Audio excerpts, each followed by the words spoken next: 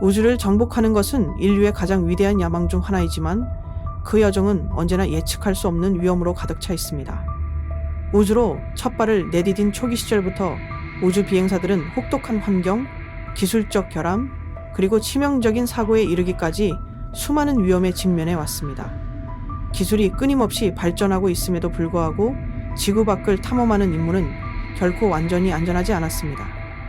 항공우주 역사는 챌린저호, 1980년 콜럼비아호, 2003년 소유주 11호, 1971년과 같이 수많은 가슴 아픈 참사를 기록하고 있습니다.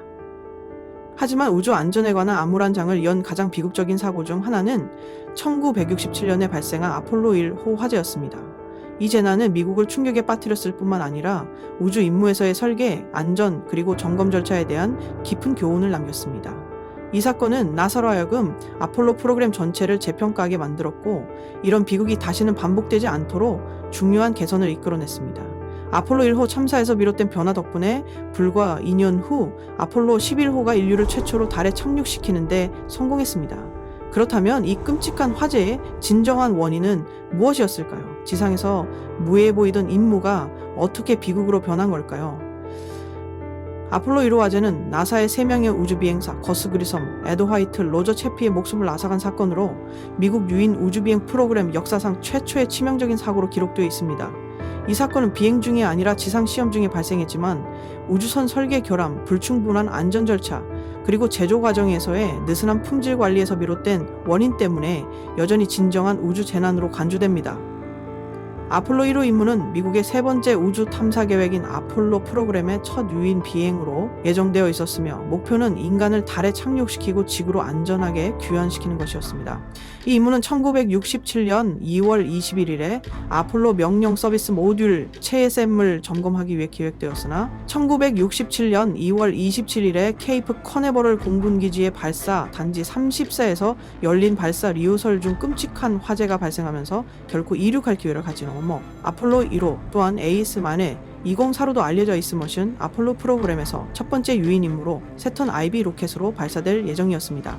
이 임무의 주요 목표는 발사 작업, 지상 추적 시스템, 그리고 지구 궤도 환경에서 명령 서비스 모듈 JSM도의 성능을 철저히 시험하는 것이었습니다. 계획에 따르면 이 시험 비행은 약 2주 동안 진행되며 달 탐사 프로그램의 더 복잡한 단계를 진행하기 전에 필요한 평가를 수행할 예정이었습니다. 아폴로 1호에 사용된 CSM은 노스 아메리칸 에비에이션, 노스 아메리칸 에비에이션이 제작한 초기 설계인 블록 I 버전으로 나사가 달 착륙 전략을 확정하기 전에 만들어졌습니다. 이 버전에는 도킹 포트가 없었으며 저지구 궤도에서 시험용으로만 사용되었고, 더 발전된 임무를 배치하기 전 초기 평가 단계를 지원하는 역할을 했습니다. 나사가 인간을 달 표면에 착륙시키는 목표를 달성하기 위해 달 궤도에서 랜드부 방식, 접근 및 도킹을 채택하기로 결정했을 때 노스 아메리카는 CSM의 블록 9 버전을 개발하기 시작했습니다. 이 개선된 모듈은 달 모듈 루난 모듈과의 도킹 기능을 갖추었습니다. 1967년 1월 27일에 열린 발사 리허설은 플러그 아웃 플럭스 아웃 시험으로 우주선이 외부 케이블이나 지원 시스템과 연결되지 않은 상태에서 내부 전원만으로 작동하는 능력을 평가하기 위해 설계되었습니다. 이전에는 머큐리와 제미니 프로그램의 우주선에서 유사한 시험들이 여러 차례 진행되었으며, 이 시험들에서는 발사체와 우주선 모두 연료나 극저온 물질로 채워지지 않았기 때문에 안전한 것으로 평가받았습니다. 또한 폭발 시스템도 비활성화되어 위험을 최소화했습니다. 처음에 노스 아메리칸 에비에이션 A는 지상시험 중 안전을 보장하기 위해 아폴로 명령 모듈의 캐빈 환경에 산소와 질소 혼합물을 사용할 것을 제안했습니다. 그러나 나사는 이전에 발생했던 사건이 반복될 위험을 우려하며 이 아이디어를 거부했습니다. 구체적으로 1960년 4월 21일에 맥도넬 에어크래프트 메시던넬 에어크라프트연 이 시험 조종사 GB 너스가 한 부상을 입었습니다. 원인은 우주복 공기 공급 시스템으로 질소가 풍부한 기체가 누출되어 그의 산소 공급량이 위험한 수준으로 감소했기 때문으로 밝혀졌습니다. 이런 이유로 나사는 아폴로 공기 공급 시스템으로 질소가 풍부한 기체가 누출되어 그의 산소 공급량이 위험한 수준으로 감소했기 때문으로, 구체적으로는 화재가 발생했을 때 승무원들은 발사 전 체크리스트를 수행하는 데 집중하고 있었습니다. 불은 3단계로 진행되었습니다. 1967년 1월 27일 오후 1시에 3명의 우주비행사가 발사대 34번에서 우주선 객실에 들어가 리허설을 시작했습니다. 그러나 시험 과정 내내 여러 가지 사소한 문제들이 계속 발생하며 일정이 크게 지연되었습니다. 오후 5시 40분의 통신 시스템의 결함으로 인해 나사는 카운트다운을 일시 중지해야 했습니다. 약 1시간 후 저녁 6시 30분에 거스그리섬 구스그리서 마신 좌절감을 드러내며 말했습니다. 새 건물 사이에서도 연락이 안 되는데 어떻게 달에 갈 수 있겠어.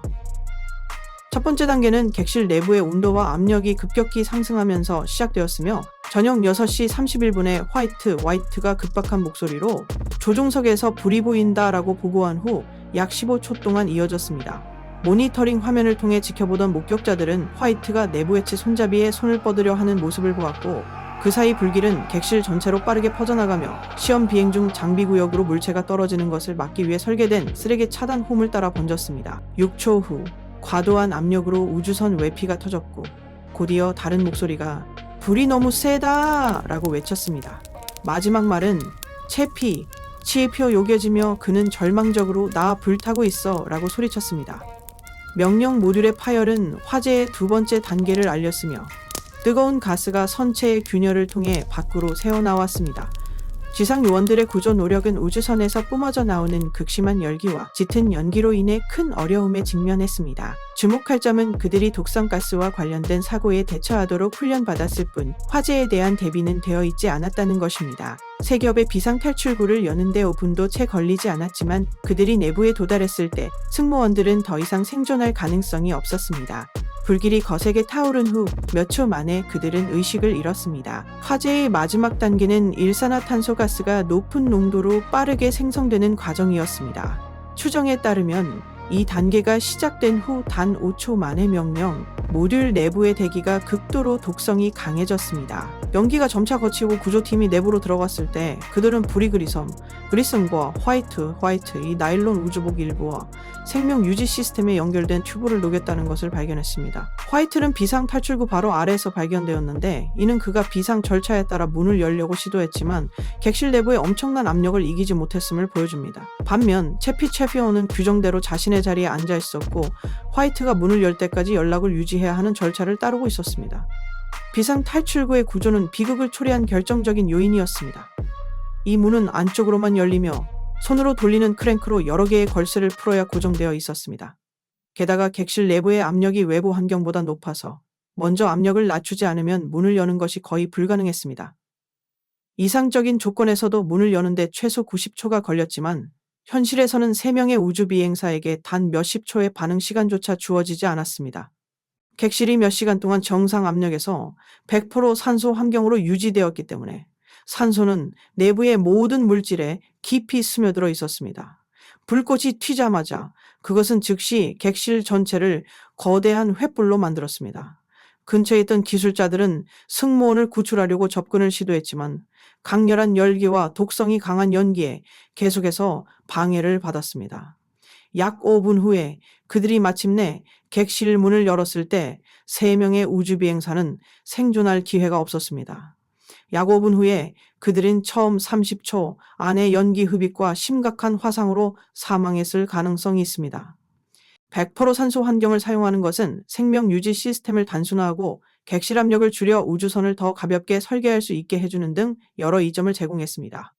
더 중요한 것은 산소 아이수질소 혼합 환경이라면 우주비행사가 밖으로 나가기 전에 긴 적응 과정을 거쳐야 하는 반면 이로 인해 우주 유용활동 EVA 웨이스를 위한 준비 시간이 크게 단축되었다는 점입니다.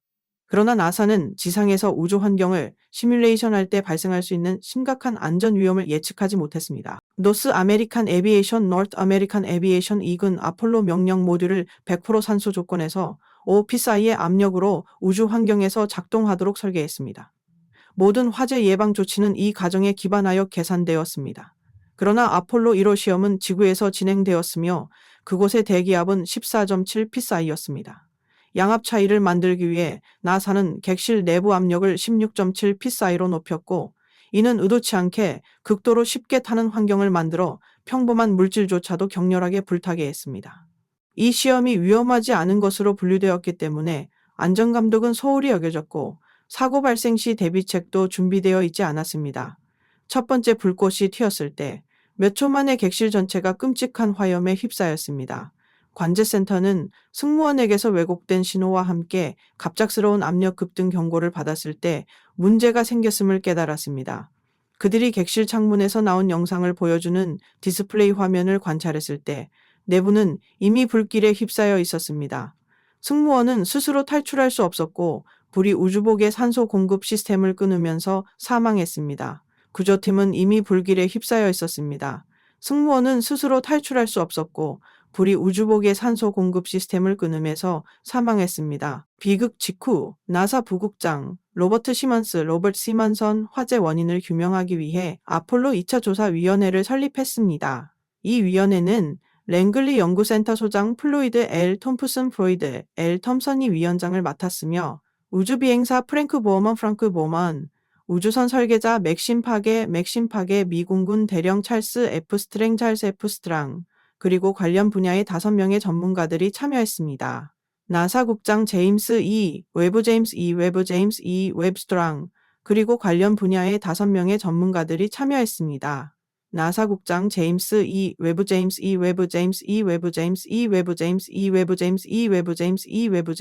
조사위원회는 먼저 사고와 관련된 모든 문서, 오디오 녹음, 비디오 자료를 철저히 검토했습니다. 그 후 명령 모듈은 유사한 모듈을 해체하며 검증된 절차에 따라 부품별로 분해되었습니다. 또한 위원회는 목격자들을 인터뷰하고 승무원의 부검 보고서를 검토하여 사건에 대한 더 포괄적인 시각을 얻었습니다. 1967년 4월 5일에 발표된 최종 결론에 따르면 3명의 우주비행사의 사망 원인은 과도하게 높은 일산화탄소 농도로 인한 질식으로 이는 심정지를 초래했습니다. 그들의 신체에 생긴 3도 화상은 주로 의식을 잃은 이후에 발생한 것으로 판단되었습니다. 불이 일어나자 극심한 열이 우주복을 녹이고 산소 공급 시스템을 파괴하여 그들은 객실 내 독성이 강한 대기로부터 스스로를 보호할 수 없었습니다. 아폴로 204 조사위원회는 화재의 몇 가지 잠재적 원인을 확인했습니다. 최초의 불꽃 발생 지점을 정확히 특정할 수는 없었지만 그들은 여러 전기 아크 자국에 대한 증거를 발견했습니다. 화재는 그리섬은 지성초 자청 아래 바닥 영역에서 시작되었을 가능성이 높으며 왼쪽 제어판에서 객실 오른쪽으로 퍼져나가면서 우주비행사들이 수동 압력 완화 밸브를 사용할 수 없게 만들었습니다.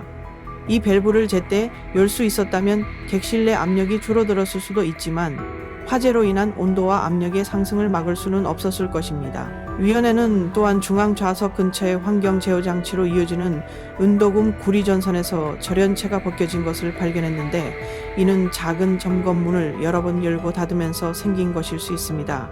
이 전선 근처에는 이전에 누출이 있었던 에틸렌 글리콜물 혼합 냉각액이 흐르는 관이 있었습니다. 은과 접촉했을 때 에틸렌 글리콜은 특히 순수 산소와 고압 환경에서 강한 발열 반응을 일으킬 수 있습니다. 또한 위원회는 불꽃이 시작된 지점 근처에 다수의 가연성 물질이 존재했음을 확인했습니다. 그 중에서도 객실에서 널리 사용된 벨크로 접착식 고정장치는 약 3.2평방미터의 면적을 차지했습니다. 이와 함께 약 30kg의 다른 가연성 비금속 물질들도 설계에 여전히 남아 있었습니다. 객실 내부의 과도한 압력 때문에 비상 탈출구는 먼저 압력을 낮추지 않으면 열 수 없었지만 압력 완화 밸브는 불길이 가장 먼저 휩싸인 객실 왼쪽에 위치해 있었습니다.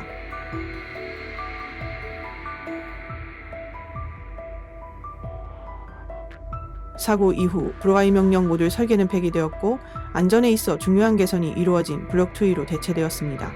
우주 활동 중에는 여전히 OPSI에서 100% 산소 환경을 유지했지만 네이사는 지상시험에서 폭발 위험을 줄이기 위해 산소들소 혼합 기체를 사용하기로 결정했습니다.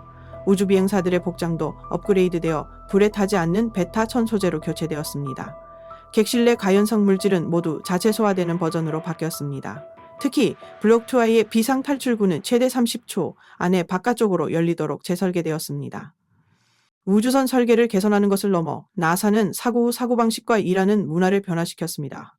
비행감독진 헤네 크란선신 모든 임무 관제 직원을 소집해 회의를 열고 감동적인 연설을 했습니다.